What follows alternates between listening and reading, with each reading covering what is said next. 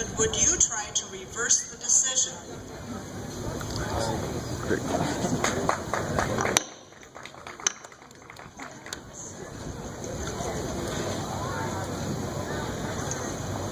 The stadium vote came down while I was working for Councilmember Robert Lilligren, and so naturally I would have been a no vote. Our ward was the strongest voice in the community against the stadium.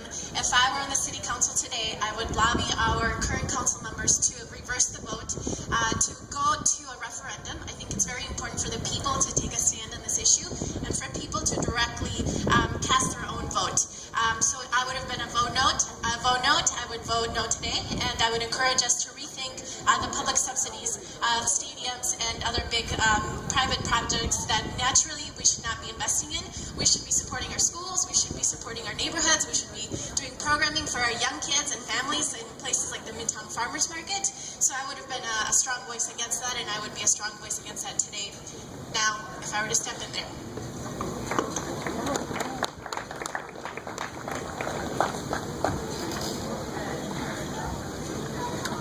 Our essential services in this city have been cut again and again and again, and yet somehow we find money for the Minnesota Vikings Stadium. It is outrageous, and I personally would like to see it reversed and go to a vote and let the people have the right that we gave ourselves when we amended the city charter. Let's follow the city charter, let's give people the right to be heard, and let's make this an actual issue instead of having 7 people vote on it. Well, let's put it to the people. Thank you.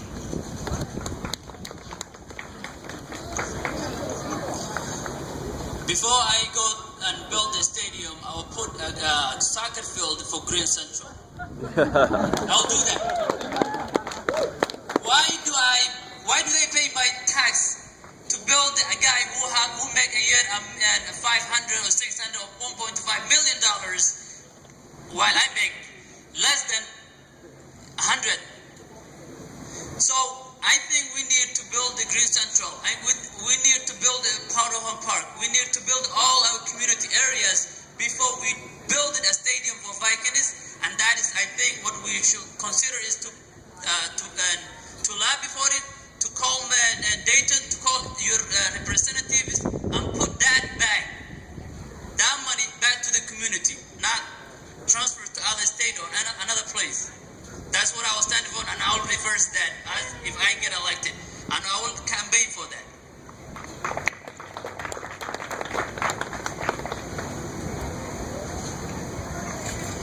I am opposed to the city of Minneapolis financing and supporting a $1 billion stadium for billionaires.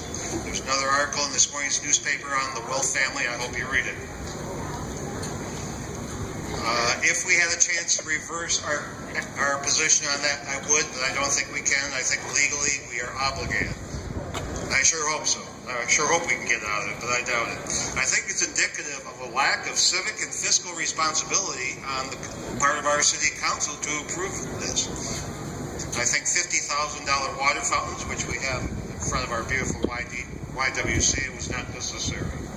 I think we need term limits to stop these people from continually spending our money on worthless causes that do not benefit the people. This money should be going to the neighborhoods, not to billionaires.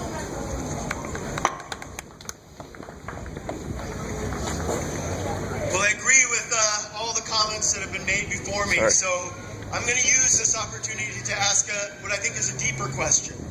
How is it that there's such widespread opposition in our city to this kind of corporate welfare project, and yet we have a city council that continually passes corporate welfare projects? This is just the tip of the iceberg. It's the biggest example, but there's example after example of city development money, of taxpayer dollars being funneled to downtown interests, to the richest neighborhoods, while the communities that need our investment dollars the most don't get it.